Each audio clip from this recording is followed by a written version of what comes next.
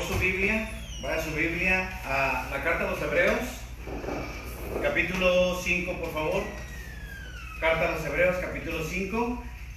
Y estamos reanudando la clase de la honra del ministerio.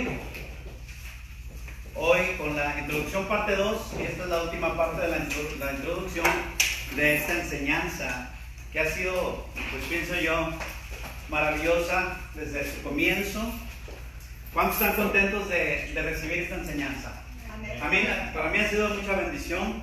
Siempre es bueno revisitar este tipo de doctrinas, de enseñanzas que nos ayudan muchísimo a lo que es el servicio, ¿verdad? El sacerdocio, el verdadero sacerdocio. ¿Qué es lo que estamos haciendo? ¿A quién servimos?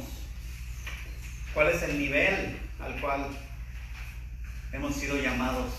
El llamamiento, ¿verdad?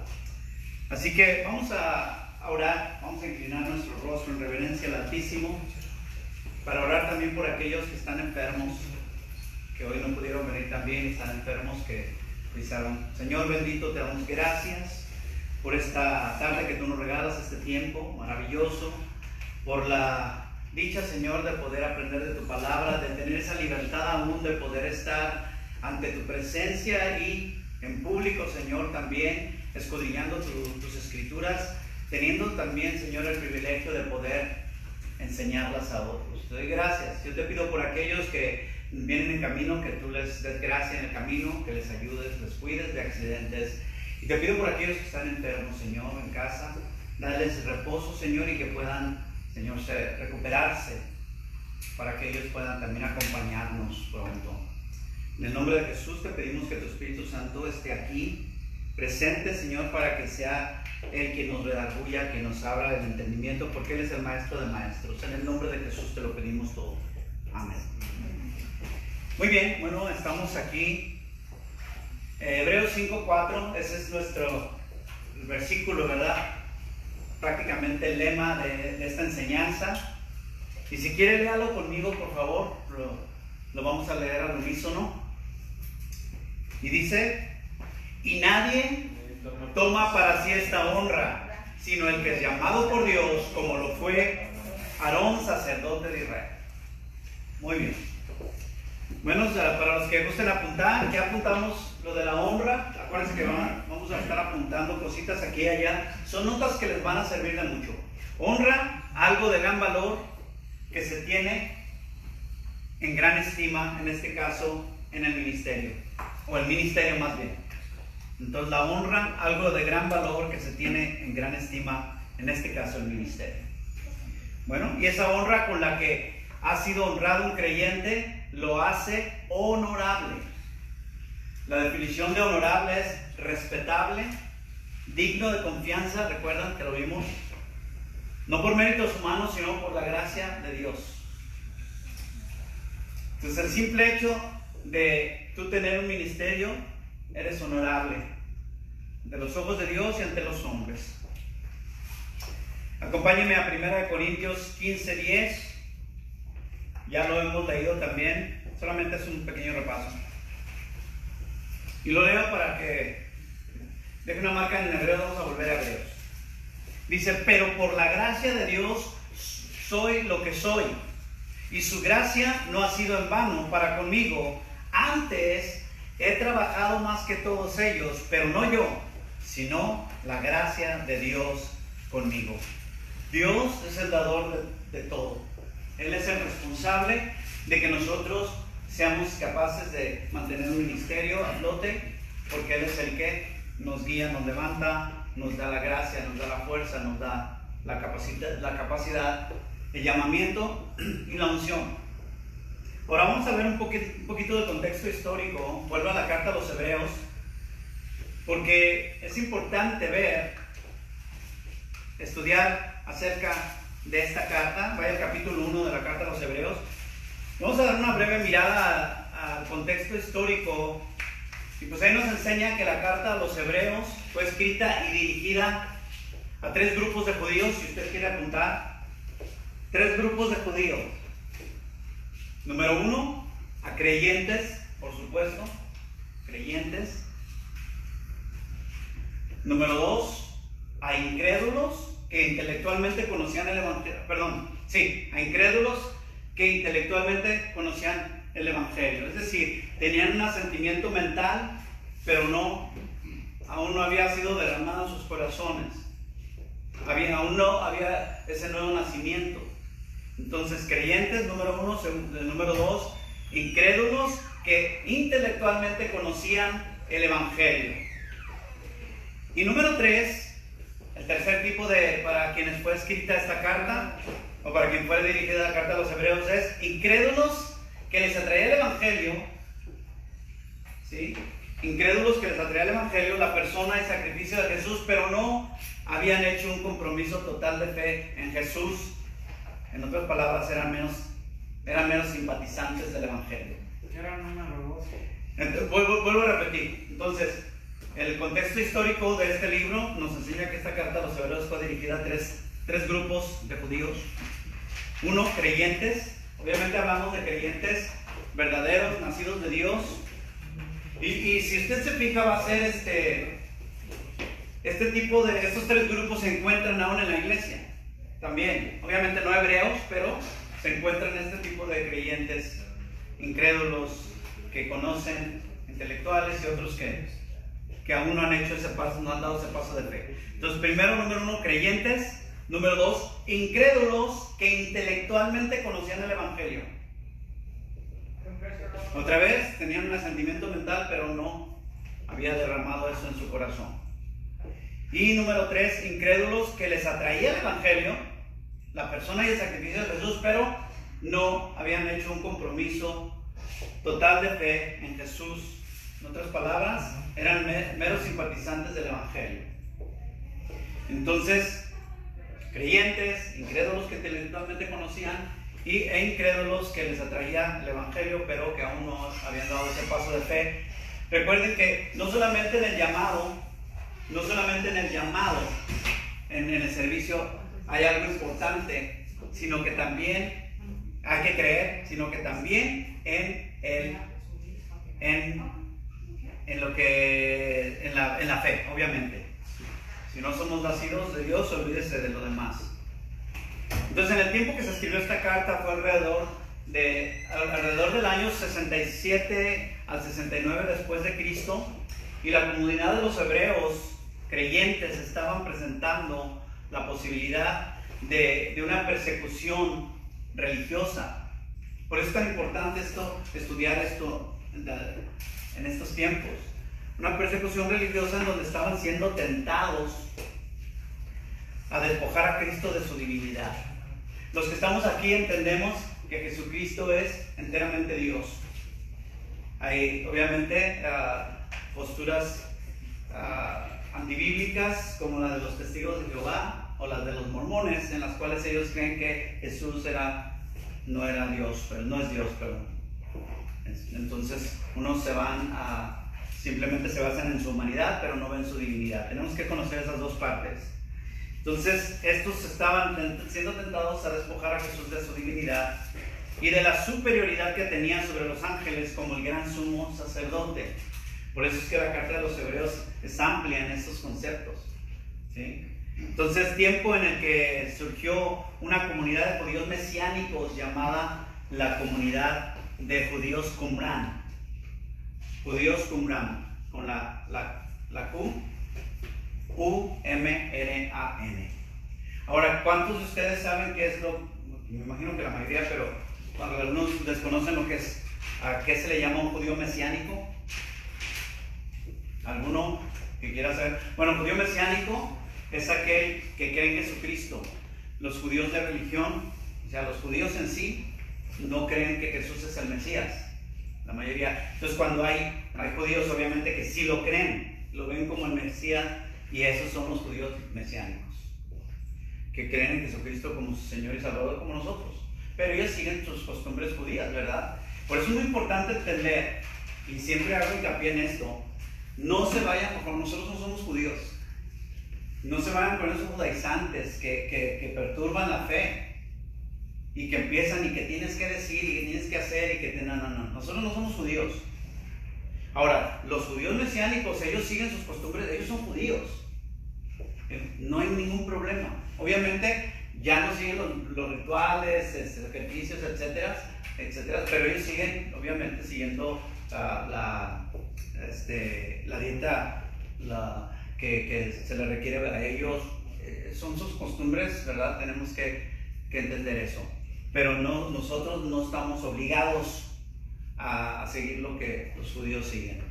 Entonces es importante aclarar eso. Entonces, entre otras de sus falsas doctrinas, ¿verdad?, que estaban afectando a esta comunidad, ellos despojaron a Jesucristo como el Hijo de Dios de su divinidad, ¿sí?, reduciéndola a la de un mero ángel.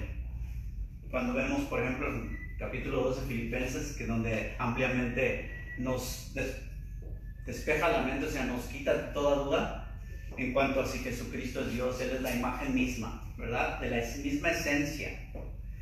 Así que además enseñaban que el ángel Miguel era el más alto rango que el mismo Jesucristo, fíjense. Y esto suena familiar, claro. Los testigos de Jehová, los mormones, ¿verdad? Porque acuérdense que los mormones, aunque es un poquito más difícil de descifrar su doctrina, ellos creen que Jesucristo es el hermano espiritual de Lucifer, imagínense. Así que ahí nomás para que, aunque digan, no, Jesucristo es el Salvador y todo, claro, se ve muy bien. Pero vamos a ver su doctrina, y vamos a ver, o sea, vamos allá cuando el ridículo cae, cuando estudiamos a fondo, ¿verdad? Que en el planeta Globos y que el Padre Espiritual tuvo hijos espirituales, etc. O sea, que se va como un cuento cuento de viejas y fábulas, mitos. Bueno, entonces este tipo de aberraciones y falsas doctrinas explican, entre otras cosas, las razones por las cuales fue escrita esta carta a los hebreos, haciendo un énfasis en la superioridad de Cristo sobre los ángeles y como el gran sumo sacerdote. Solamente acuérdense que era necesario en el Antiguo Testamento, en el sistema religioso, en el sistema del Antiguo Testamento, se necesitaba un sumo sacerdote que se presentaba, era el intermediario de Dios, o sea, para los hombres, entre Dios y los hombres, y se presentaba, pero él también tenía que presentar sacrificios, y todo eso habla Hebreos también, sacrificios para sus propios pecados, y entonces presentaba los del pueblo.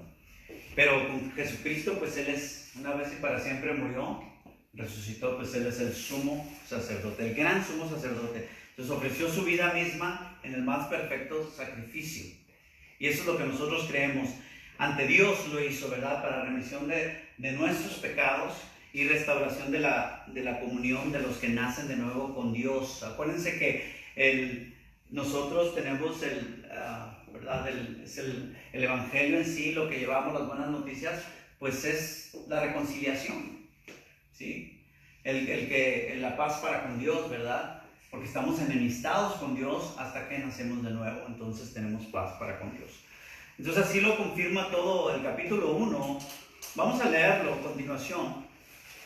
El capítulo 1 de la carta a los Hebreos. Y leo en el nombre del Padre, y del Hijo, y del Espíritu Santo. Y dice así, Hebreos capítulo 1, versículo 1, dice: Dios, habiendo hablado muchas veces y de muchas maneras en otro tiempo a los padres por los profetas, en estos postreros días, esto significa en el tiempo del tiempo que vino el Mesías, Jesucristo, a la fecha, ¿no? Nos ha hablado por el Hijo, a quien constituyó heredero de todo y por quien asimismo hizo el universo. Entonces, por medio de su palabra, Jesucristo se cree que Él fue el que dijo, hágase la luz. O sea, acuérdense que todo por el medio de Él fue creado y para Él fue creado. Así que el versículo 3 dice, el cual, esto es Jesucristo, siendo el resplandor de su gloria y la imagen misma de su sustancia. Ok, el resplandor aquí el resplandor está hablando, y no voy a meter ahorita mucho en las definiciones, pero está hablando de que brilla por luz propia.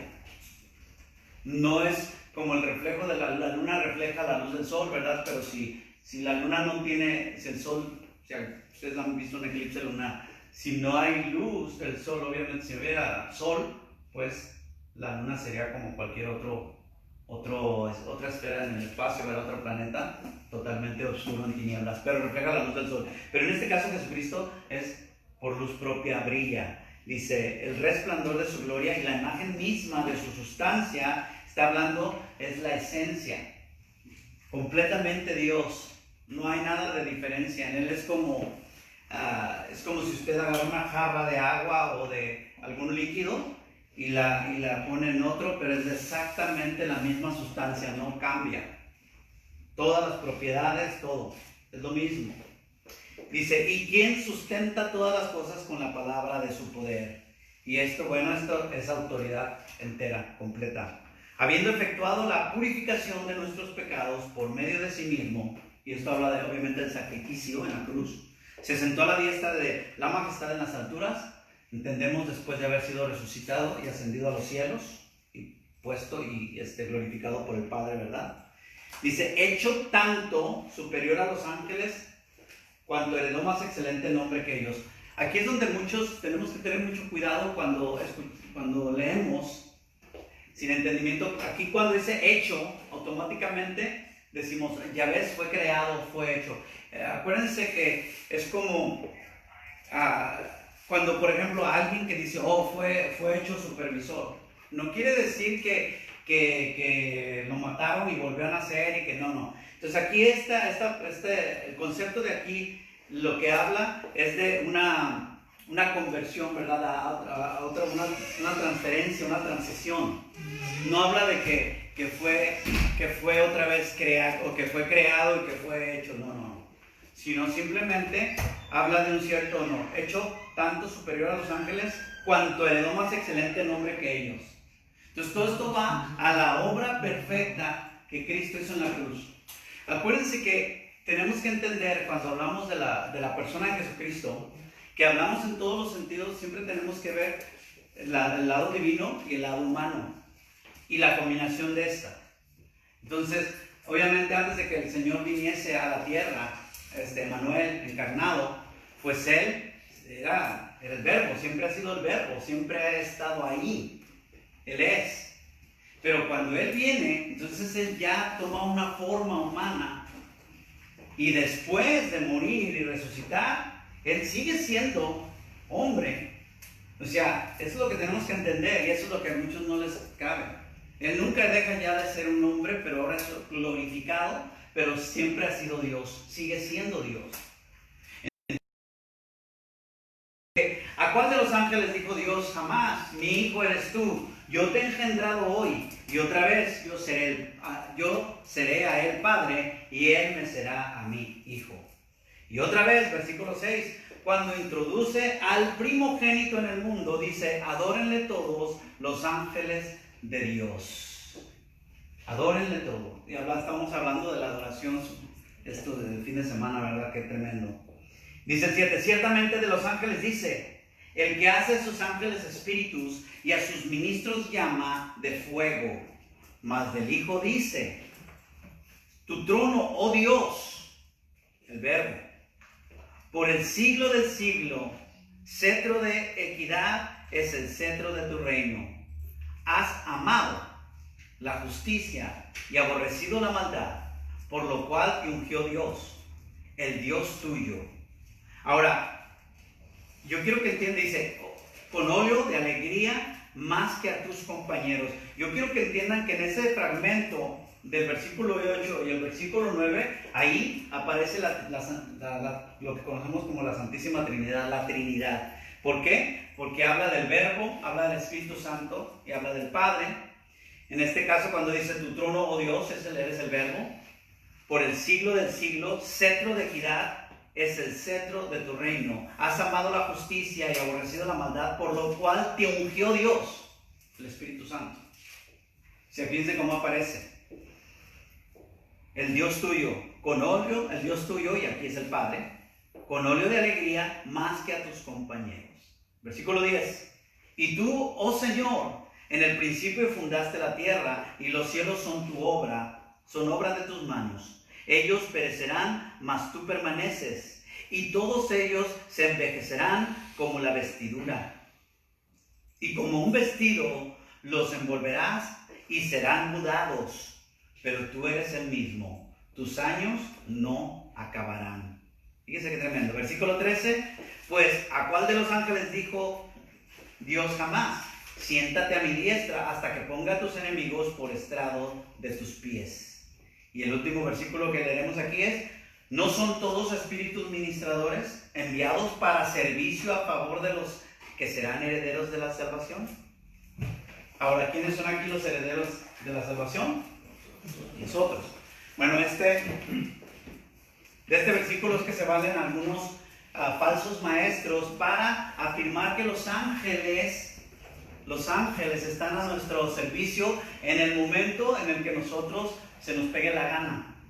Que nosotros les ordenemos y digamos, bendice, traigan bendición y todo eso.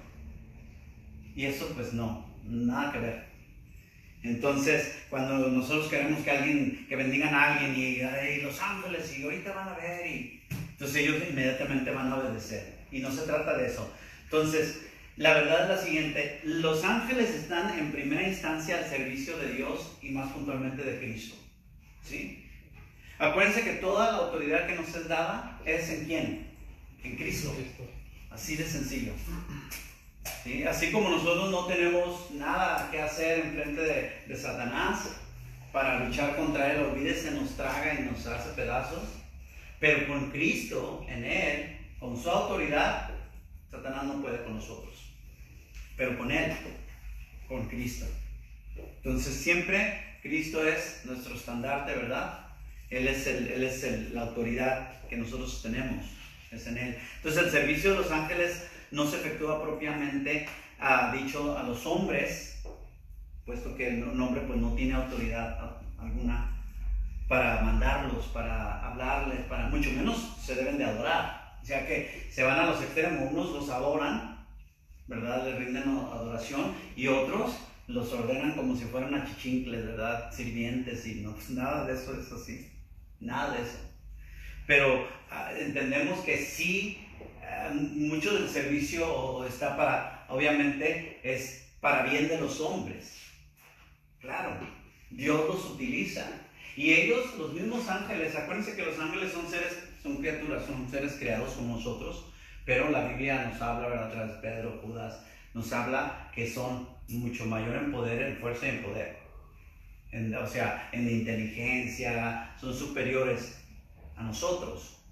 Pero, pues a nosotros, Dios nos ha dado, a nosotros fuimos creados a imagen y semejanza del Altísimo. Imagínense qué gloria, qué honra, ¿verdad? Qué privilegio. Pero los ángeles, ellos, como son seres creados, siguen aprendiendo. No son omniscientes como Dios, no son omnipresentes, no pueden estar en todos los lugares. Solamente Dios. Por eso Satanás está en un solo lugar, pero sí tienen una inteligencia superior. Pero aún así siguen aprendiendo. Se dice que se deleitan. Ellos cuando están en las congregaciones, ellos ven la obra de Dios y se maravillan. Y lo que mucha gente no entiende. Por eso alaban a Dios. Por eso cuando los ateos dicen, pero ¿por qué Dios? ¿Y por qué permitió? ¿Y por qué? Bueno, simplemente para demostrar también su gloria, su bondad, su amor, su grandeza. Muchos de los atributos de Dios no fuesen conocidos si no hubieran caído. Si el ser humano no hubiese caído, ¿no? ¿Dónde estaría la sanidad? ¿Dónde estaría la bondad de Dios, la misericordia? Él enviar a su Hijo amado, ese amor tan grande, tal fue ese amor de enviar a su Hijo a morir. Pues no se puede. ¿Cómo se demuestra? ¿Cómo muestra Dios esa grandeza y esas maravillas? Y bueno, también de paso darnos esa libertad como a los ángeles de poder elegir, ¿verdad? De poder decidir, porque Dios no obliga a nadie. Entonces, ellos están al servicio de nuestro Señor, pero sí, bueno, Dios se vale del servicio de los ángeles para bendecir, para el bien de los hombres. Entonces su servicio está sujeto a la autoridad y a la soberanía de Dios, no a la nuestra. Y así es como se demuestra la superioridad del Hijo de Dios sobre los ángeles. Eso es muy importante entenderlo. Recuerden, por ejemplo, que cuando Jesucristo es llevado al desierto y al final de su jornada, donde él, después de que Satanás lo deja porque resistió la tentación, la más dura tentación, ¿verdad? Utilizando las escrituras y demás, Dice que los ángeles venían y le servían, ¿sí o no? Le servían. Entonces es muy importante.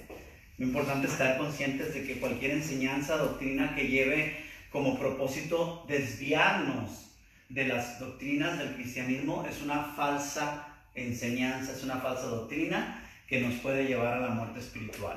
Y son muy atractivas, sobre todo porque en muchos de los casos apelan al orgullo del ser humano.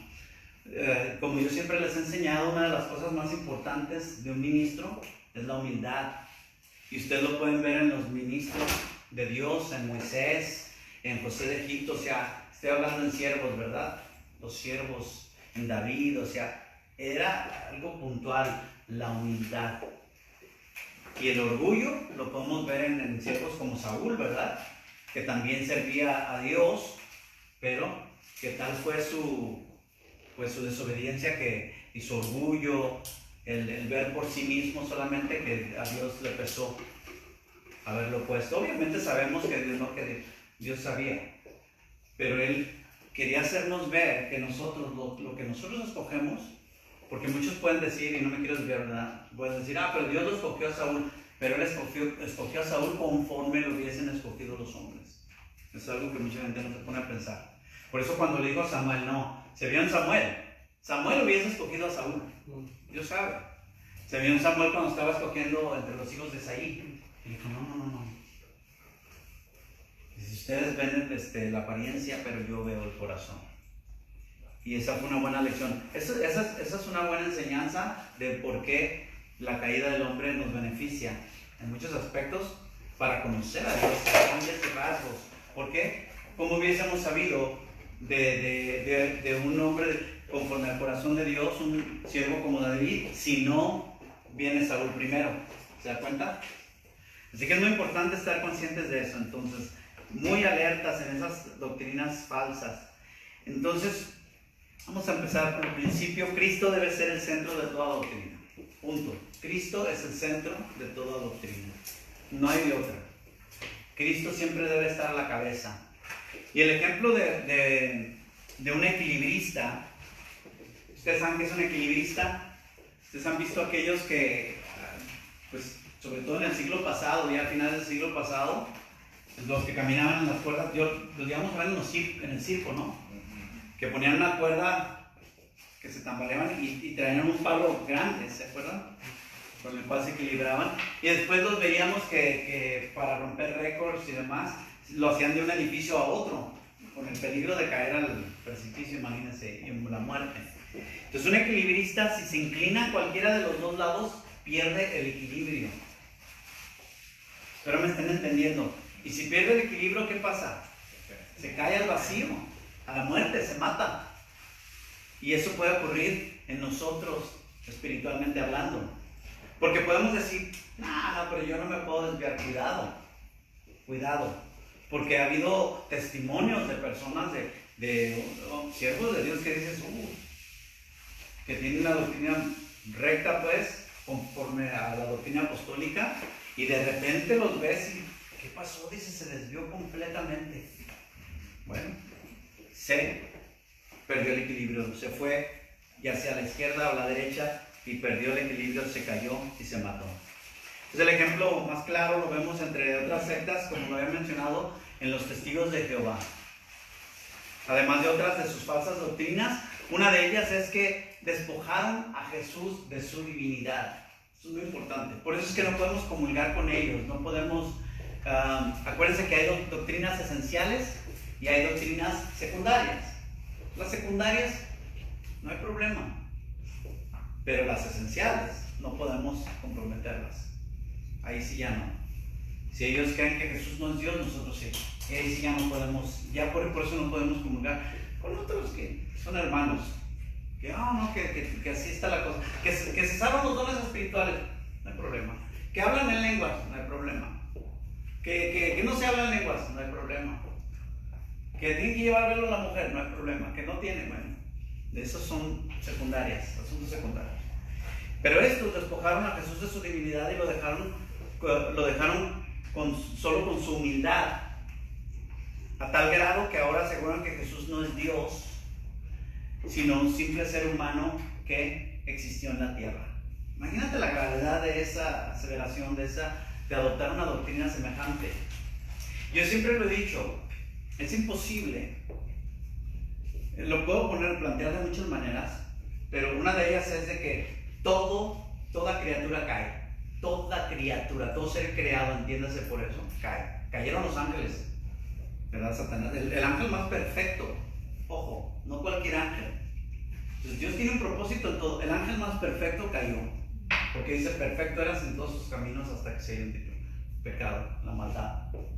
Entonces cayó el hombre.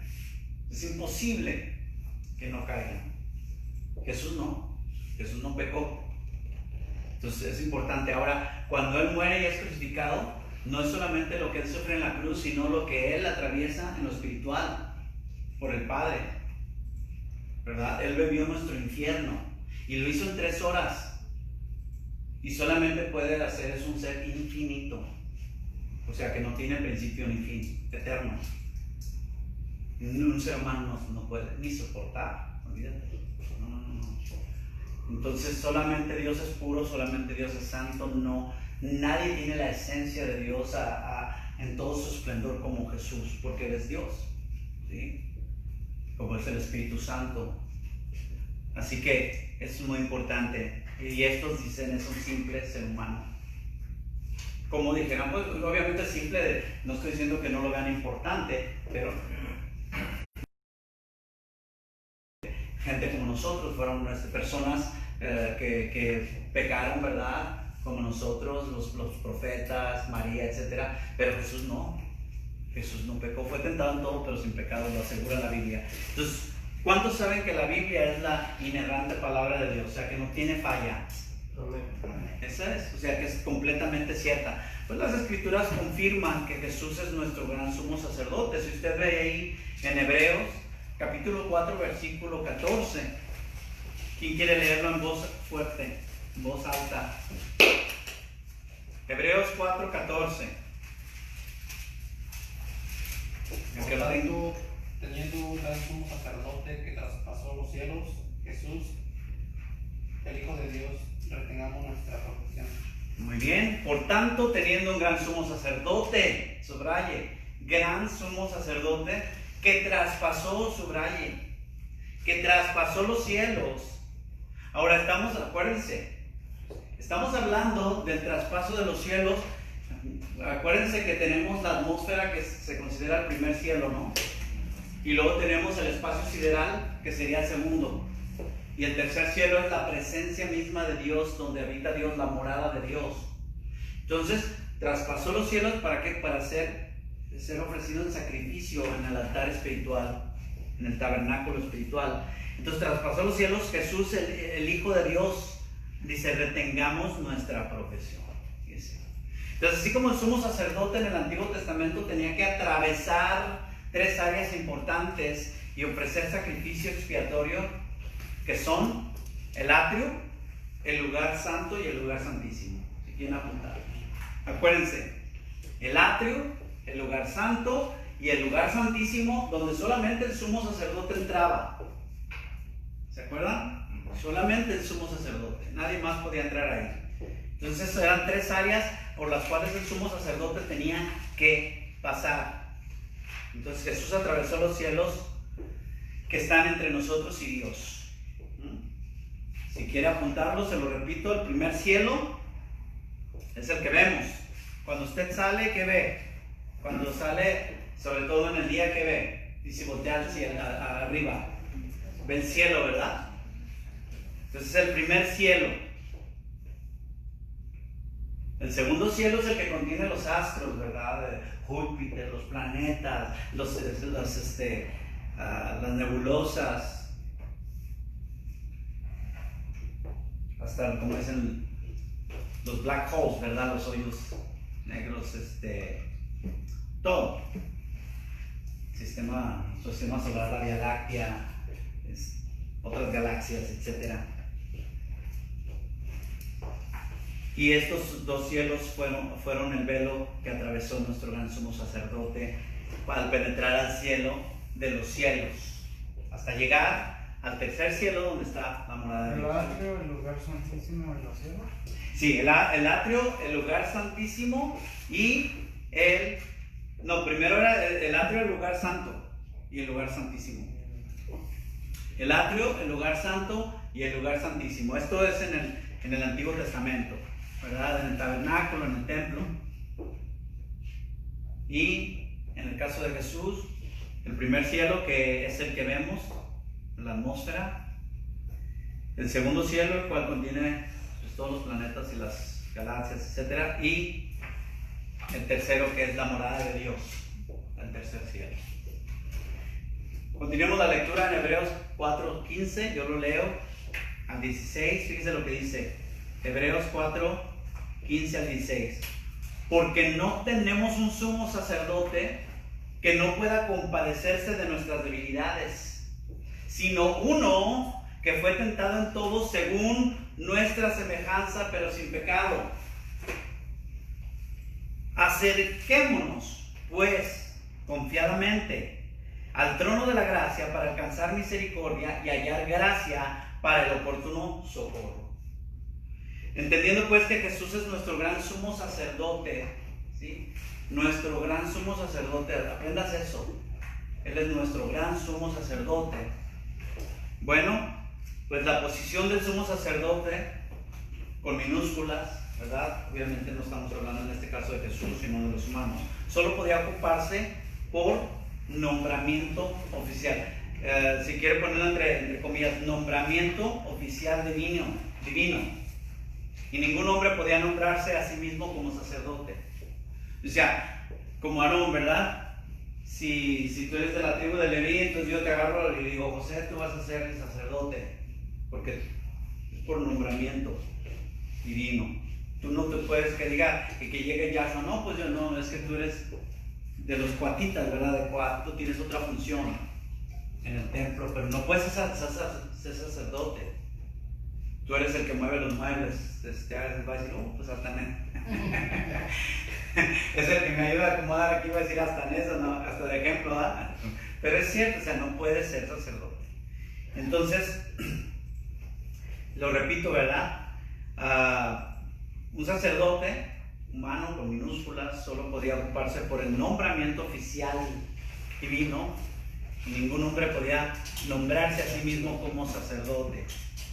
Miren, vamos a ver la instrucción de Dios a Moisés. Yo se lo leo, no pierda su lectura, pero allá en Éxodo 28:1, Dios habla a Moisés y le dice lo siguiente. Éxodo 28:1: harás llegar delante de ti a Aarón, tu hermano, y a sus hijos consigo, de entre los hijos de Israel, para que sean mis sacerdotes. A Aarón, a Nadab, a Abiú, Eleazar e Itamar, hijos de Aarón. Y los nombra específico. El versículo 2, Éxodo 28:2: y harás vestiduras sagradas a Aarón tu hermano para honra y hermosura. Ahora, ¿por qué Dios pidió que los sacerdotes llevaran vestiduras sagradas? Esto lo vimos ya hace 2 semanas, ¿verdad? Pero ¿por qué Dios pidió eso? No significa que había alguna santidad inherente en lo material de la hechura, y es donde muchos se pueden desviar, ¿verdad? Es que como ahora que se va a ese tipo de amuletos, es que esto tiene algún poder en sí mismo. No es así, ¿verdad? Sin embargo, eran llamadas vestiduras sagradas porque eran usadas en el cumplimiento de las funciones sagradas. O sea, Dios es un Dios de orden, y había algo en específico. Y pues, ¿se imaginan que ande ahí vestido del Chavo del 8? No, ¿te imaginas algo tan sagrado? Pues es lo mismo. Si tú vas a un trabajo o a algo, no vas a caer como te levantaste. Así vienen a la iglesia, ¿verdad? Pero no van así a buscar un trabajo, ¿verdad? Entonces, hay cierta vestidura que Dios pues tenía ya establecido. Eran funciones sagradas. Entonces así es el ministerio. Tenemos que entenderlo, algo muy sagrado y de mucha estima, de muy alta estima, y tenemos que entender eso. algo muy preciado. Primero para Dios, pero tiene que ser así para nosotros.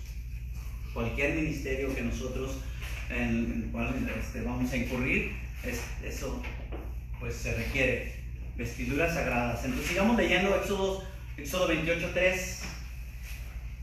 Dice, y tú harás, está Moisés, y tú harás a todos los sabios de corazón, hablarás, lo repito, y tú hablarás a todos los sabios de corazón, a quienes yo he llenado de espíritu de sabiduría.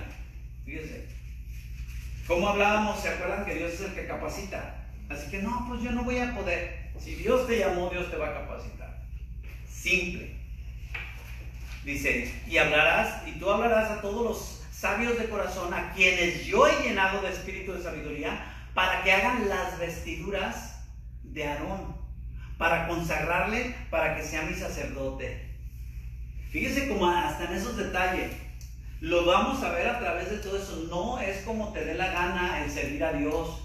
Eso es lo que vemos más y más porque no se nos enseña. Lo que vemos más y más en el servicio a Dios, que queremos servir a Dios como nos da la real gana. No es así. Por eso es que no tenemos la bendición de Dios. Ahora, ¿Dios nos puede usar? Sí, ya lo vimos eso. Dios puede usar a quien sea y nos va a usar, pero no va a haber esa bendición, no va a haber esa gratificación. Estamos deshonrando a Dios porque lo estamos haciendo mal. Y el ejemplo, acuérdense de Moisés, cuando él enojado no honró a Dios, ¿verdad? Golpeó 2 veces la roca y Dios hizo lo que dijo que haría. Dijo, háblale a la roca, que yo una vez la había golpeado, háblale a la roca y saldrán aguas. Y él la golpeó. De todos modos salieron las aguas. Si a Dios de todos modos hizo lo que haría, es donde muchos se confunden y dicen, no, pues si Dios no me respaldase, no hubiese hecho eso. No, espérame, cuidado, porque a Moisés lo respaldó, pero le dijo, me deshonraste delante del pueblo y vas a tener un castigo. Y vaya que fue un castigo, ¿verdad? O sea, hay una consecuencia. Entonces, aún para hacer esas ropas, Dios capacitó personas y puso un espíritu de sabiduría para que hicieran las cosas conforme a lo que Él quería. Esto debe de enseñarnos muchísimo para todos aquellos de que, es que si yo me pongo a hacer esto, no, yo no fui para esto, yo no estoy para esto, lo otro. Bueno, Dios, si es tu llamado, si Dios te va a poner ahí, créeme que te va a capacitar. ¿Sí lo estamos entendiendo eso? Entonces, ya hablaremos más adelante del tema de la consagración, pero este es el término hebreo, kadash. Kadash, así, si quiere apuntarlo, kadash. Y se traduce a ser limpio. ¿Con qué? No, con C, pues con C. C-A-D. Le pueden poner un acento en la A para que sepan que es kadash, como cash, ¿verdad? Pero es kadash. Kadash. ¿Qué significa? Se traduce a ser limpio, purificar, señalar, apartar. Entonces es consagración. Kadash. Porque acuérdense, le vuelvo a leer y le voy a dar la definición otra vez, así que no se me desesperen. Éxodo 28:3. Y tú hablarás a todos los sabios de corazón, a quienes yo he llenado de espíritu de sabiduría, para que hagan las vestiduras de Aarón, para consagrarle, Kadash, para que sea mi sacerdote. Entonces, después lo vamos a ampliar este término, pero Kadash se traduce a ser limpio, purificar, señalar, apartar. Eso es consagrar, consagración. Éxodo 28:4. Las vestiduras que harán son estas. Dice específico: el pectoral, el efod, el manto, la túnica bordada, la mitra y el cinturón. Hagan pues las vestiduras sagradas para Aarón, tu hermano. Más bien harán. Hagan, no si es hagan. Hagan pues las vestiduras sagradas para Aarón, tu hermano, y para sus hijos, para que sean mis sacerdotes. Entonces es muy importante el observar que en estos 4 versículos se confirman que el llamado al sacerdocio lo hace Dios y no el hombre. Si nos queda bien claro, ¿verdad? Nomás Dios. Que otra cosa que el hombre se ponga es otra cosa. Eso ya es otro asunto que lo hemos hablado, ¿verdad? Pero el llamado lo da Dios, Él lo hace. Por lo tanto, todo aquel que se autonombra o se autollama al ministerio, no se revela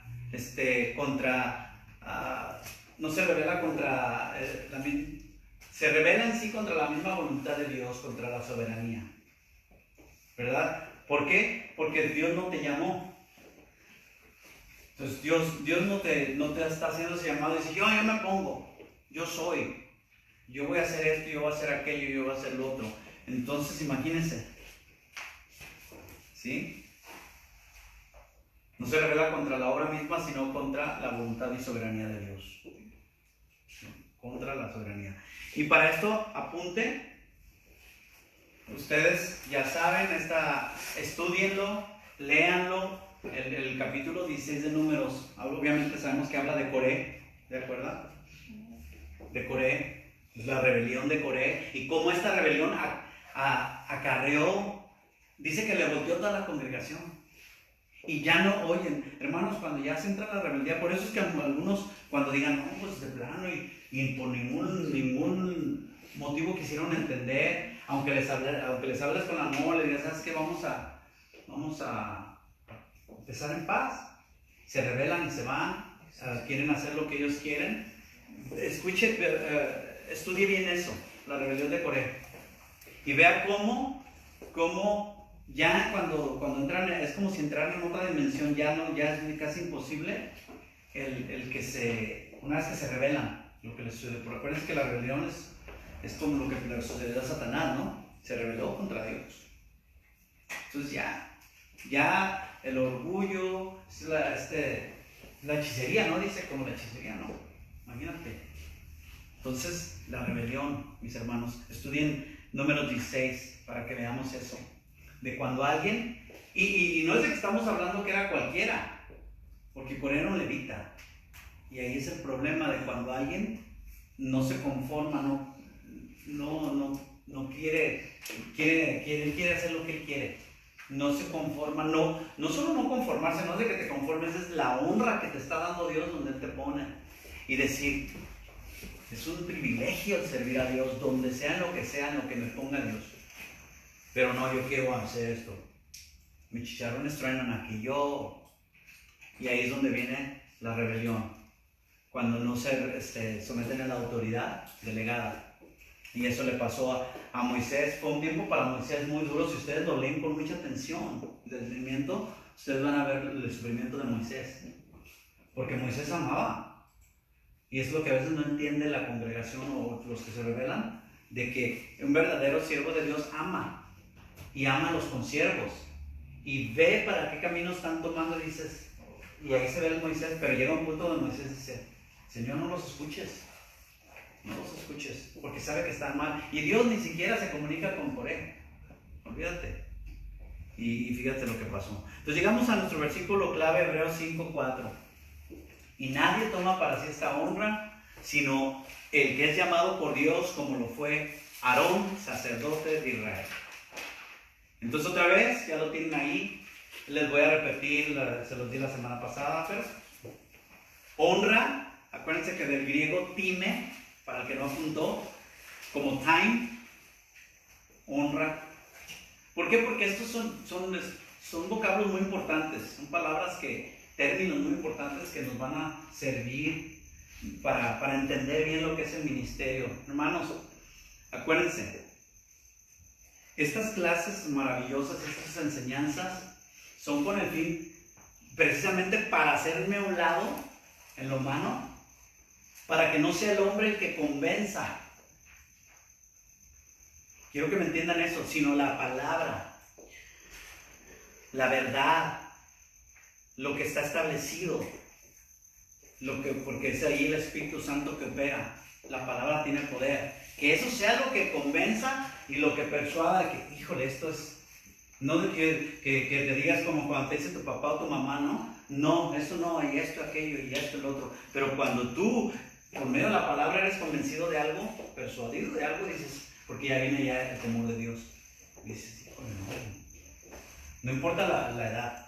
Dices, no, ni me meto en esto, no, Dios me libre.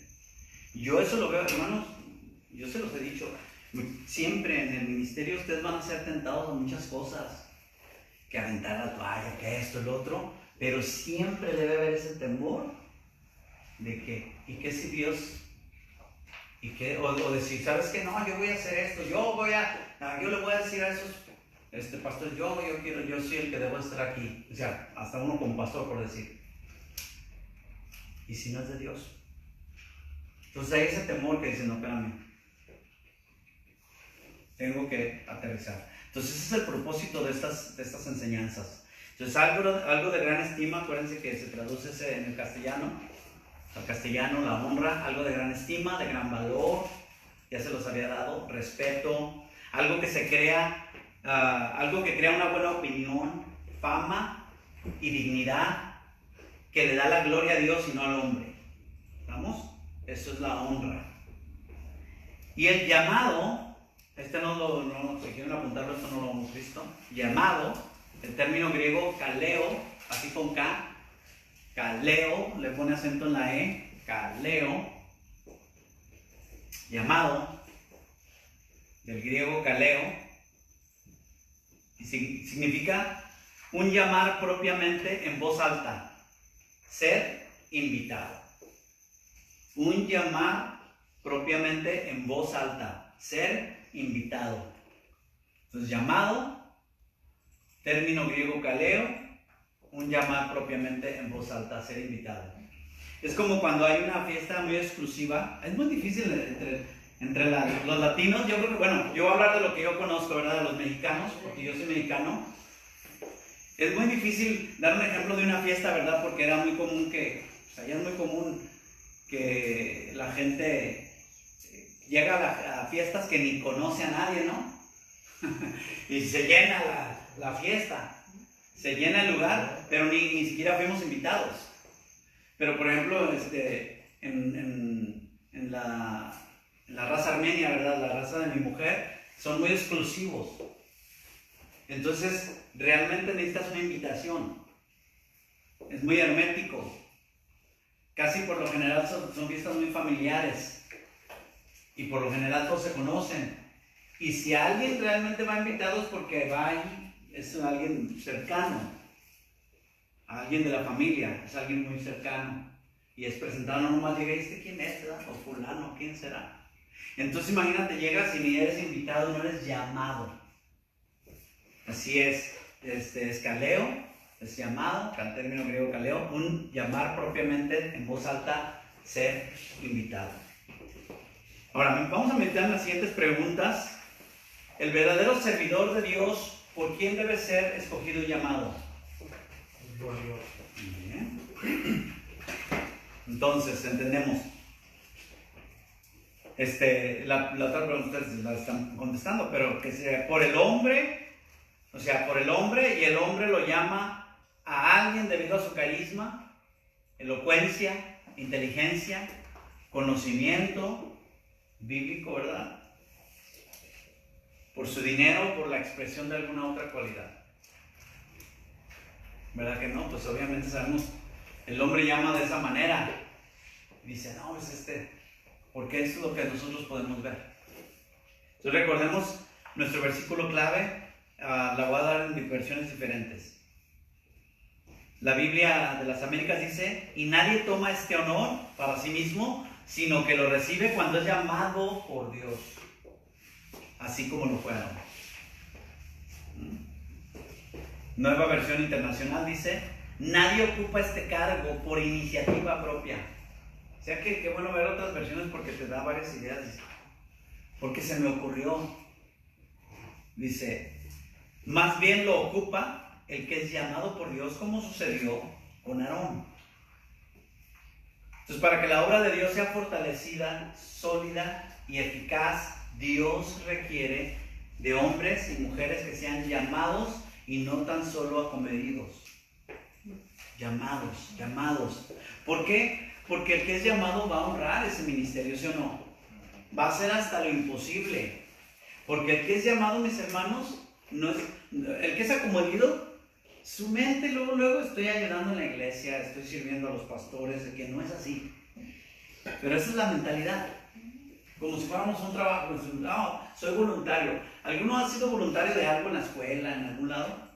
¿Verdad? Eso es ser voluntario, tú te convienes y dices, ay, hasta agradecen, y eso es bueno, ¿verdad? Pero tú te estás ofreciendo, te estoy ayudando. Entonces, automáticamente cuando tienes esa mentalidad, tú ya te desprendes de la consagración, dices, pues le estoy haciendo un favor, estoy haciendo esto, cuidado, aquí no es así. ¿Se da cuenta? Porque si piensa uno humanamente, piensas así, bueno, pues no le sirvo. Pero no estamos diciendo eso ante los hombres, o a los hombres, sino a Dios. Por eso Moisés dice, ¿quién es Moisés y quién es Aarón? O sea, incluso cuando uno dice, no, es que, porque Moisés lo tenía muy claro. Decía, es que, por favor, entiendan, nosotros no somos nada, decía, pero ustedes lo que están haciendo, lo que están diciendo, es contra Dios. Entonces, esa es la diferencia. A través de los años sirviendo al Señor, si ustedes conocen al pastor que nos da estas enseñanzas por medio del libro, ¿verdad? La honra del ministerio. Él dice que ha servido al Señor y se ha encontrado con dos tipos de servidores, ¿verdad? El servidor acomedido, si quiere apuntarlo, el servidor acomedido y el servidor llamado por Dios.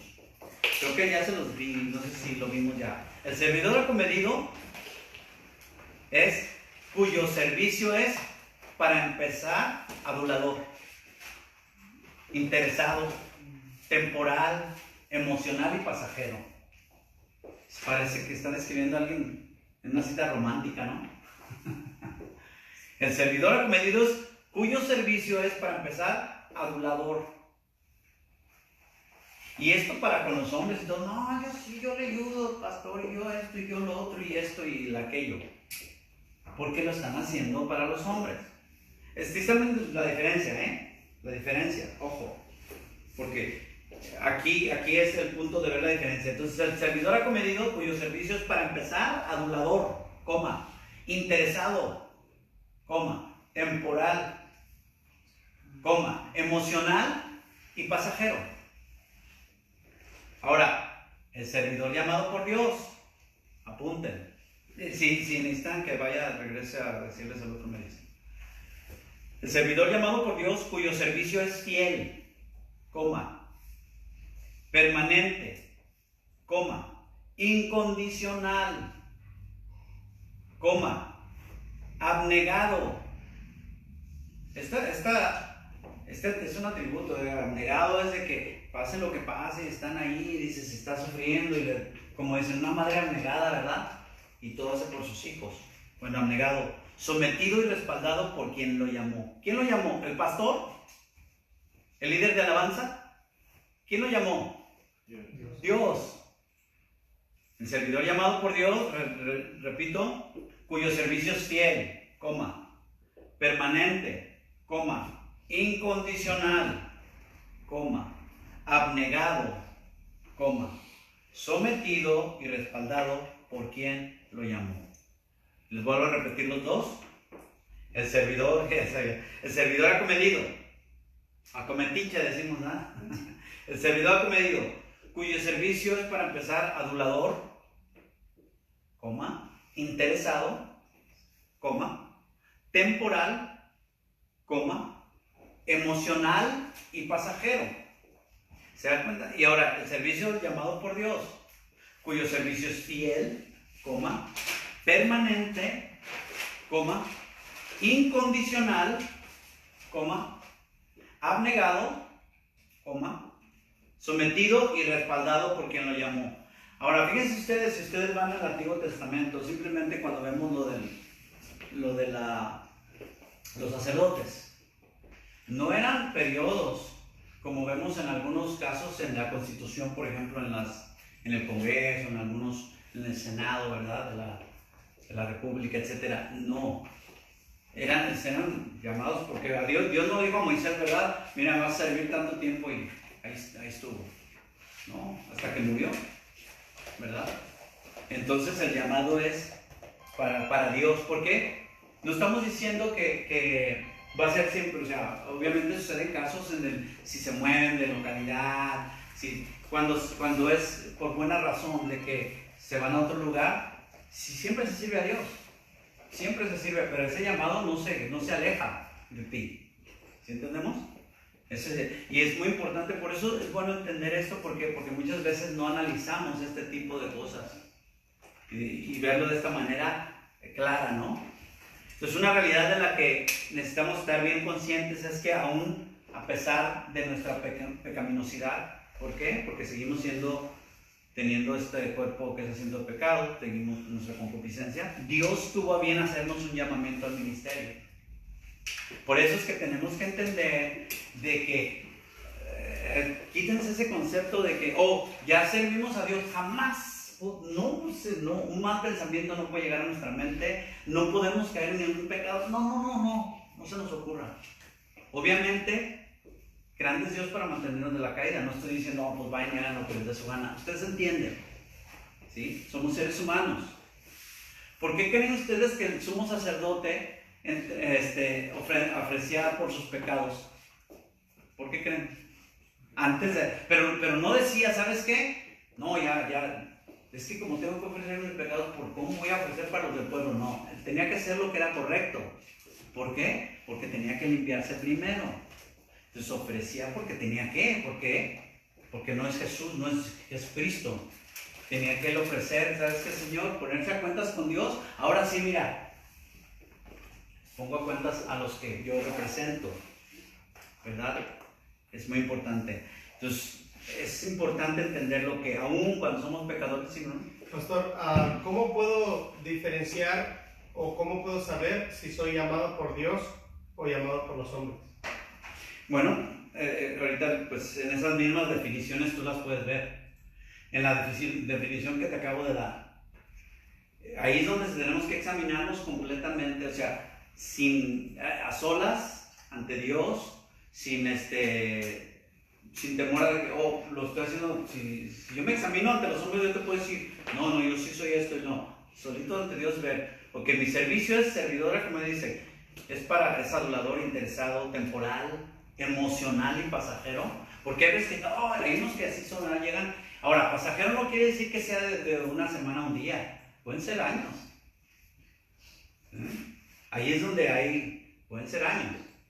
No estamos hablando de que de un día a dos, una semana, no. Pueden ser años, pero en realidad al último dicen, quédense por allá. Entonces tienes que analizarte, decir, es así, ese es mi interés, o sea, ¿cuál es? O es como dice el otro. Ahí donde envuelve sacrificio. O sea, es fiel, es permanente. Llueve, truene, es incondicional, abnegado, no es de que si hoy me siento bien, mañana no, si pasa esto, sometido y respaldado por quien lo llamó. O sea, por eso les digo que los apunten. Pero esas respuestas, Beto, te van a llegar, y a todos nosotros, te van a llegar por medio de la palabra a través de estas enseñanzas. Porque todos las tenemos, todos las hemos tenido. Incluso aquellos que no saben aún dicen que, por ejemplo, alguien que es llamado al pastorado, por decir, eso es común, que al principio se le llama, y están así, claro, así estábamos todos, decimos. ¿Por qué? Porque realmente cuando tienes el temor de Dios no quieres nomás aventarte hacia el ruedo, porque dices, ¿y qué tal si no? Y ya, de ahí ya empieza bien la cosa, porque ya del principio, como por eso dice aduladores, el que piensa que yo puedo, desde el momento, sea cualquiera tu capacidad o tu habilidad. Esto es común, por ejemplo, de alguien que es muy bueno, allá en el mundo viene y da conferencias y todo, de repente, no, hermano, que ponerlo que enseñe. Es lógico, ¿verdad? Y dice, no, pues sí, yo soy muy capaz y tengo convencimiento y la gente. Desde ahí ya tenemos que analizar. Ahora, no siempre es culpa del que del que ponen, porque a veces que sí es culpa del que se pone solo, pero a veces también es culpa de los que ponemos. Entonces todo, entra el error humano, ¿verdad? Entra. Por eso es este tipo de enseñanzas, para que se aclare todo. Y va a venir una respuesta clara a tu vida. Vas a decir, Porque ahora no está mal el preguntarse eso, aun cuando tu llamado es fiel, fíjate en Elías, cuando él estaba en la cueva, somos seres humanos, y más cuando tenemos ese temor de Dios. Acuérdate que una de las virtudes dice, el tener hambre, deseo de su justicia, ¿verdad? Sed de su justicia, es el que no nos sentimos suficientes.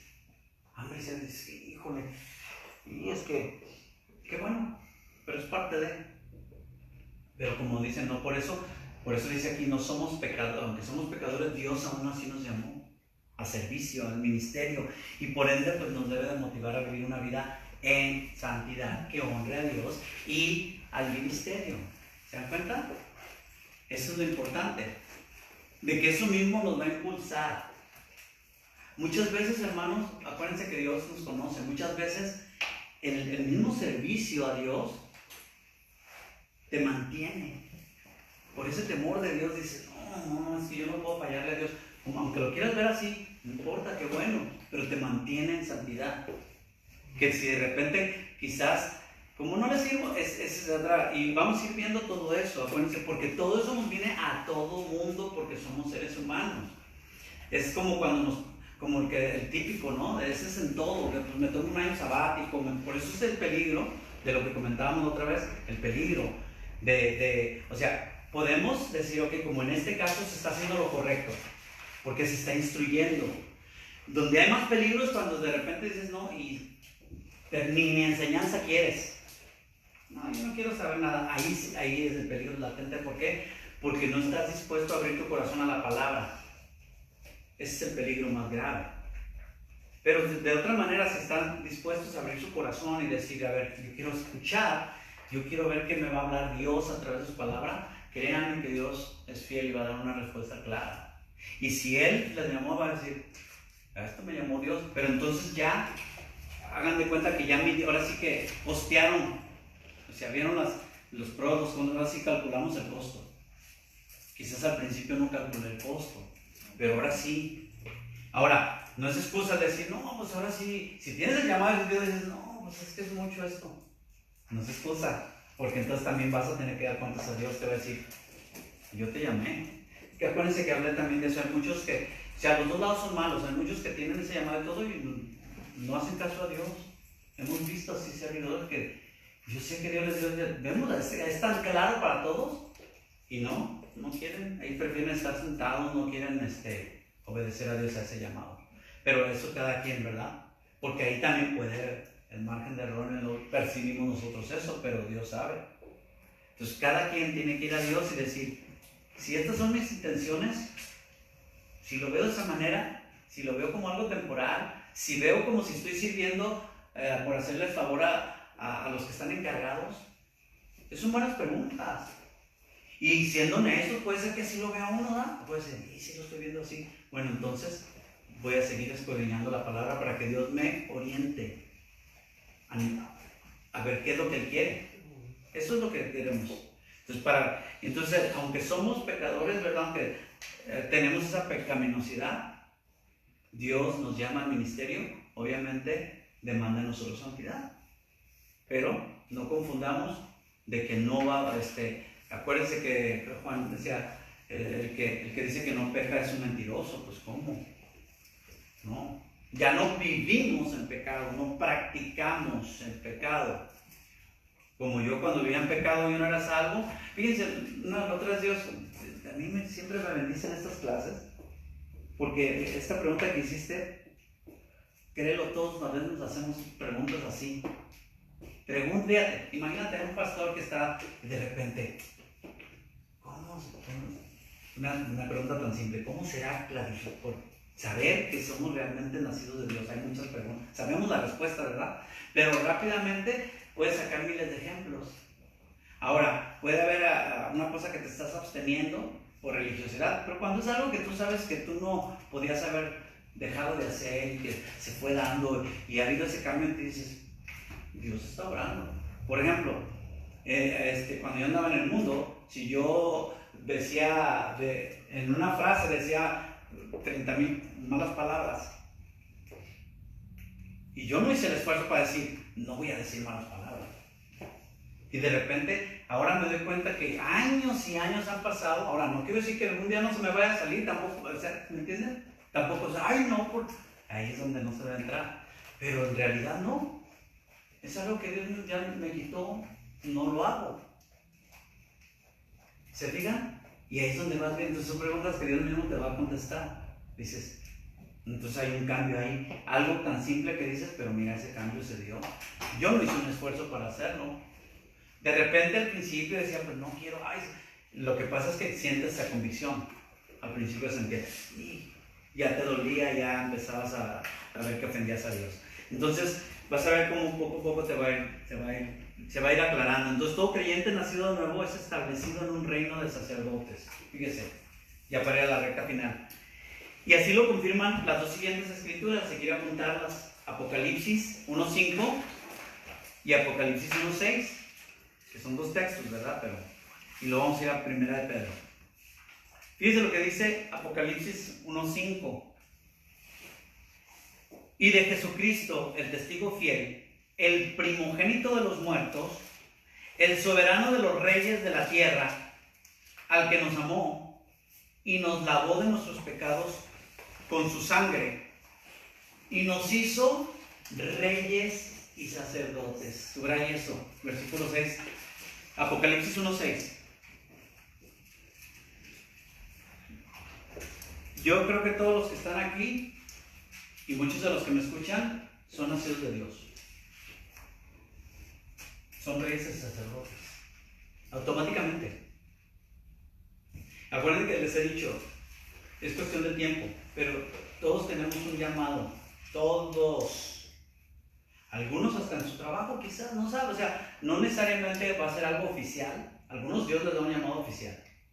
Ya un ministro oficial de que hasta el presbiterio te imponga manos, pero a todos todos somos ministros, todos somos embajadores de Cristo, todos servimos a Dios.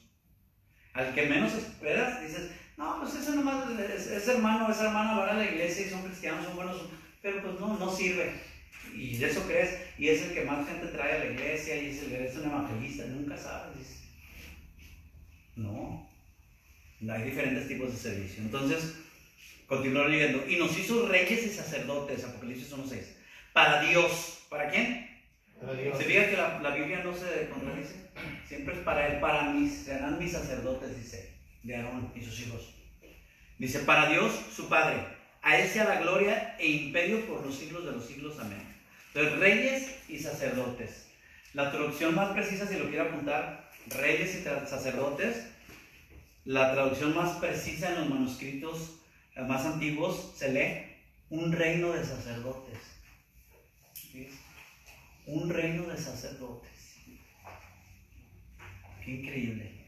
Y esto significa que debido al sacrificio de Jesús en la cruz, se nos permitió tener acceso al reino de Dios. Y además nos hizo sacerdotes con el fin de tener el privilegio de libre acceso a la presencia de Dios. Qué cosa tan maravillosa. Acuérdense que antes no podías entrar al lugar santísimo. No podías. Pero ahora ya, un reino de sacerdotes. Entramos al reino de Dios. Tenemos acceso a su misma presencia. No necesitan al cura, ni al pastor, ni a nadie para entrar a la presencia de Dios. No necesitan un lugar en específico. Fíjate qué grande eso. Qué privilegio de que estés en tu trabajo y puedas entrar a la presencia de Dios. Porque ahí es otra dimensión. O sea, estamos hablando a la presencia de Dios en lo espiritual.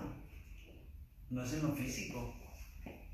Qué tremendo, ¿no? Primera de Pedro 2:9, si quiere apuntarlo. Primera de Pedro 2:9.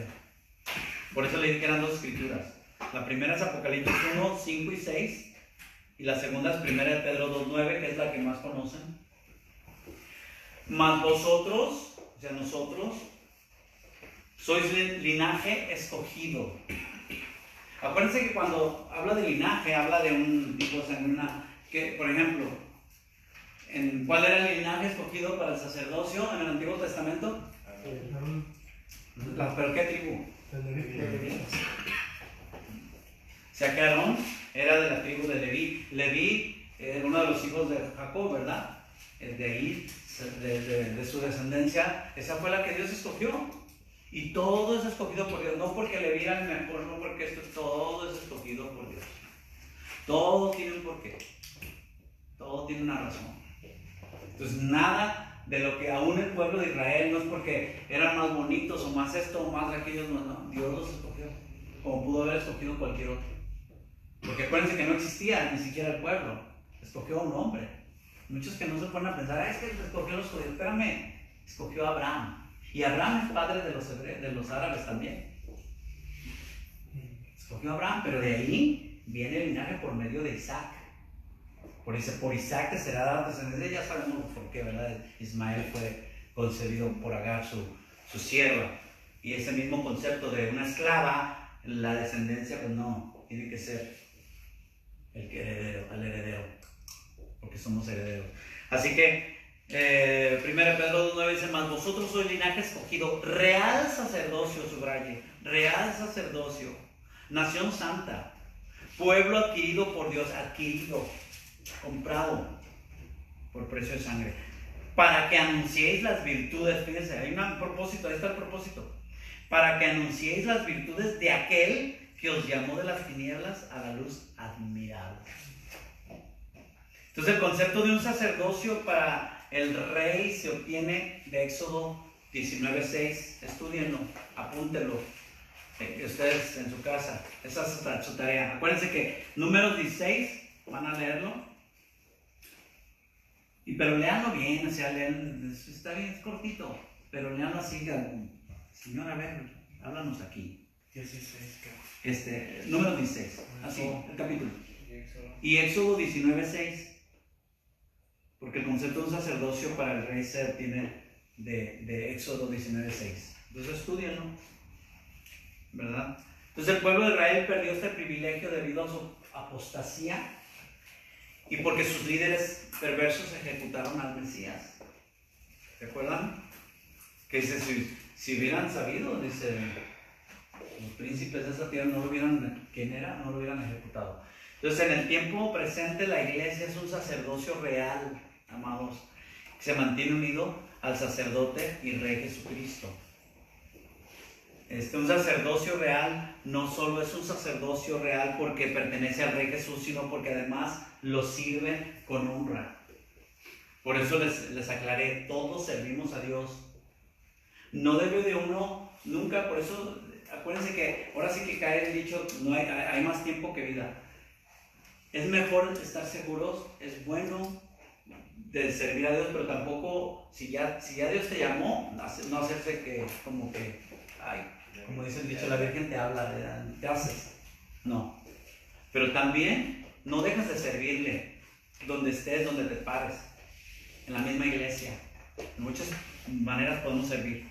Entonces, ese servicio con honra. Entonces, aquí en principio, Dios es el único que escoge y llama. Eso lo sabemos. Dios es el único que escoge y llama. Analicemos los siguientes versículos. 1 Corintios 1:26. Acuérdense que esto es un poquito así como ya estamos terminando, porque se repite la introducción. Entonces, 1 Corintios 1:26. Pues mirad, hermanos, vuestra vocación. Vocación, del término griego, klesis, traduce llamado, invitación. Y el estado o condición en que fue llamado. Klesis. Llamado, invitación y el estado o condición en el que fue llamado. ¿Cómo es el estado o la condición cuando alguien es llamado al ministerio? Bueno, a continuación Pablo nos da la respuesta que la hemos leído, 1 Corintios 1:27, que no sois muchos sabios según la carne, ni muchos poderosos, ni muchos nobles. O sea, no es por méritos, sino que lo necio, y esto es el griego moros, necio, lo tonto, ignorante, lo insensato. Así cuando usted, yo soy el ministro de Dios, o sea que eras un necio, un ignorante. Sí, ¿verdad? Escogió Dios para avergonzar a los sabios, o sea, para que no hubiera duda que es Él. Y avergonzar acuérdense que pueden revisar también la grabación. Kataiskuno, el griego, kataiskuno, avergonzar, hacer abochornar, deshonrar su aparente sabiduría.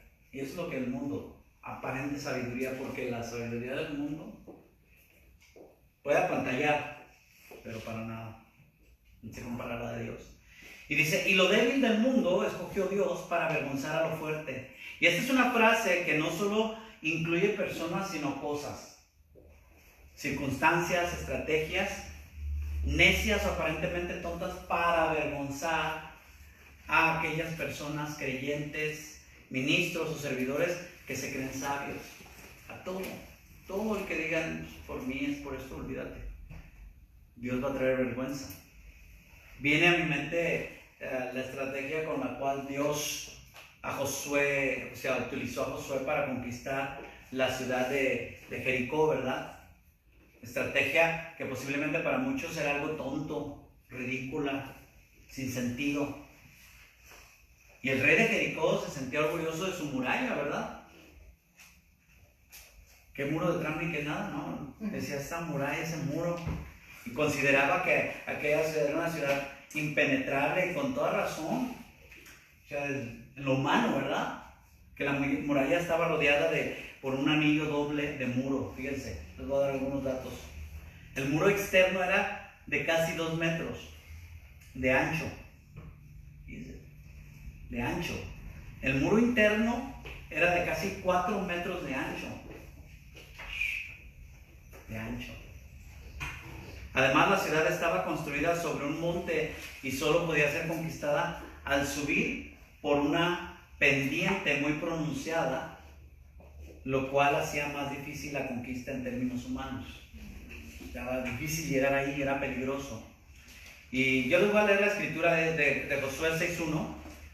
Dice, ahora Jericó estaba cerrada, bien cerrada, a causa de los hijos de Israel. Nadie entraba ni salía.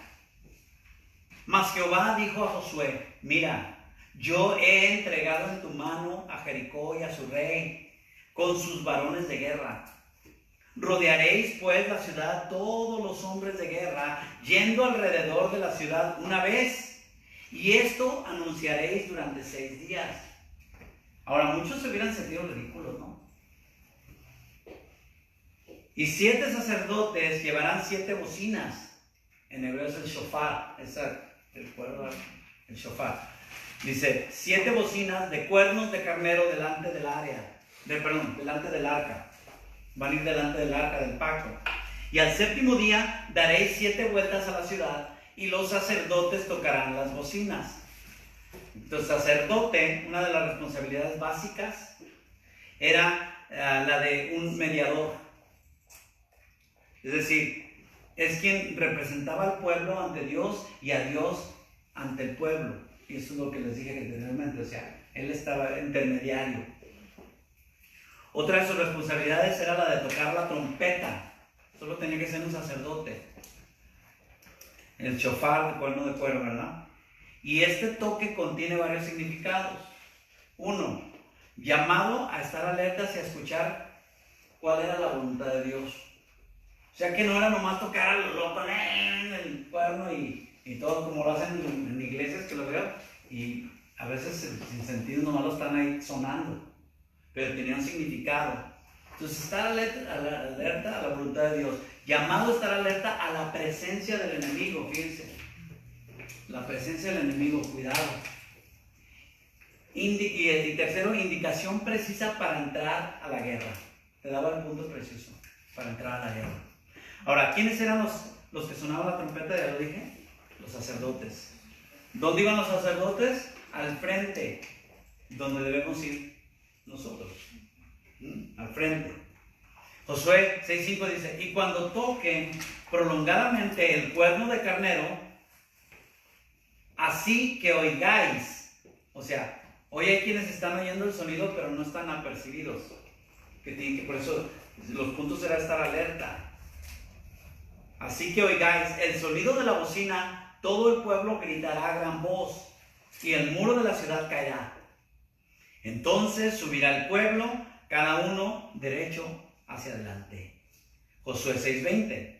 Entonces el pueblo gritó, y los sacerdotes tocaron las bocinas, Y aconteció que cuando el pueblo hubo oído el sonido de la bocina, o sea, el orden, fíjense, gritó con gran vocerío y el muro se derrumbó. El pueblo subió luego a la ciudad, cada uno derecho hacia adelante, y la tomaron. O sea, un pastor escribe con detalle acerca de los discípulos que Jesús escogió y formó para algo grande, así como lo puede hacer con cada uno de nosotros. Fíjense lo que escribió este pastor. Dice, no eran eruditos, ¿sí? O sea, no tenían grandes doctorados o PhDs y eso, ni sabios religiosos. Lo más asombroso es que Jesús los haya seleccionado. Entre ellos había pescadores, un recolector de impuestos, quien era odiado por su gente, y un político fanático bastante impulsivo. Los hombres que Jesús escogió eran comunes y corrientes. Eran desesperadamente muy humanos, por no decir carnales. Y notablemente sin distinción. Es decir, no había diferencia con los del mundo. ¿Se da cuenta? Sin embargo, estuvieron disponibles y fueron obedientes al llamado del Maestro. Y esto lo ve cuando estudiamos con todos sus errores. Eran obedientes y la regaban, sobre todo Pedro, ¿verdad? Es el punto de referencia. Y la regaba y ahí estaba. Bajo la enseñanza y el toque de Jesús, estos hombres comunes y corrientes, pero disponibles y obedientes, se convirtieron en una fuerza que cambió al mundo para siempre. La historia quedó registrada para la gloria de Dios en el libro de los Hechos. ¿Y con quiénes? Una bola de carnales, de personas comunes y corrientes. No eran reyes, doctores, sabios, ¿verdad? Entonces Pablo enseña, y voy a continuar leyendo 1 Corintios 1:27, sino lo necio, otra vez moros, tonto, ignorante, insensato, escogió Dios para avergonzar a los sabios, y lo vil del mundo y lo menospreciado escogió Dios, y lo que no es, para deshacer lo que es. Esto te debe de dar a ti una esperanza. A mí me la dio, porque yo mismo lo he dicho, digo, yo no sé cómo Dios, que siquiera me corrige en el ministerio, me perdonó por medio de Cristo. Ahora ponerme en ministerio, pues ya es hablar todavía más. Exactamente por esto. Esto nos da la respuesta. El versículo 29, a fin de que nadie se jacte en su presencia. Y esto es lo que falta mucho de entender. Nadie, dice nadie, el más pintado, nadie. ¿Por qué? Porque ¿de dónde nos sacó Dios? Acordarnos. Y la gloria es para Él. Entonces concluimos con que tenemos que recordar pues que una de las responsabilidades básicas del sacerdote, el ministro, el sacerdote, era el de ser un mediador, ¿verdad? Un intermediario. En otras palabras, es quien representaba al pueblo ante Dios y a Dios ante el pueblo. Él estaba en medio. Como Moisés es uno de los mejores ejemplos, ¿verdad? ¿Se acuerdan cuando Dios quería destruir al pueblo y que Moisés se puso en medio y se arrodilló y le pidió a Dios que no lo hiciese, que recapacitara, ¿verdad? Y le dijo a Aarón, ve y ofrece sacrificio, ándale, córrele. Entonces representa al pueblo ante Dios y a Dios ante el pueblo. Por lo tanto, el llamado a todo servidor de la obra de Dios es a que hagamos una digna representación de aquel que nos dio la honra llamándonos al ministerio, hermanos. Eso es. La Biblia establece que Pablo honró el ministerio. Romanos 11:13 dice, porque a vosotros hablo, gentiles, por cuanto yo soy apóstol a los gentiles. ¿Se da cuenta que tiene un llamado específico? Pablo tenía un llamado específico. Ahora, se ve una lucha, ¿quién se acuerda de eso? Se ve una lucha de Pablo. Pablo quería, es más, si le hubieran dado a escoger a Pablo, hubiera servido a los judíos, porque era su pasión. ¿Sí se acuerdan? Hasta que Dios por una o por otra le dijo, no es tu llamado. Hasta que ya dijo, ¿qué hizo Pablo? Todos saben, ¿qué es lo que hizo Pablo? Que dijo, ya esto. ¿Qué dijo? A ver, ¿ustedes se acuerdan? Fue algo muy, ¿qué dijo? Pues yo de ustedes ya, a los judíos les digo, me lavo las manos. Ya, de ahí en adelante, ¿qué? Me voy a los gentiles. Pero él incluso decía, yo hasta mi vida doy que yo fuera condenado para que ellos se salvaran mis hermanos. Se refería a los judíos. Entonces, dice, porque a vosotros hablo gentiles, por cuanto yo soy apóstol, a los gentiles honro mi ministerio. Honro, lo llevo a cabo, pero con honra. Abnegado fielmente y de manera permanente. Llueve y truene. La versión, con eso cierro, versión Dios habla hoy de Romanos 11:13, dice, pero tengo algo que decirles a ustedes, que no son judíos, puesto que Dios me ha enviado a los no judíos. Yo tengo en gran estima este servicio. Otra versión lo traduce, este trabajo. Este trabajo es lo menos que podemos hacer por Dios. ¿Estamos entendiendo, hermanos? Entonces, esto fue la introducción. Esto, créanme, vamos a ser bendecidos. Yo me gozo. Y yo sé que van a obtener respuestas. Dios les va a hablar. Dios habla a cada uno de sus corazones. Y Dios les espero en Dios que vaya poco a poco quitando dudas, estableciendo principios. Pero para empezar es que Dios es el que llama. Y Él recibe la honra en todo. Amén. Vamos a orar. Señor bendito, te damos muchas gracias por este tiempo maravilloso que tú nos has dado, porque tú eres bueno, Señor, y aun cuando tenemos pecaminosidad, aun cuando estamos en este corredor de pecado, Señor, tú nos das ese llamamiento. Gracias, Señor, porque somos vasijas de barro, frágiles, Señor, sin valor quizás, pero que llevamos tan preciado tesoro.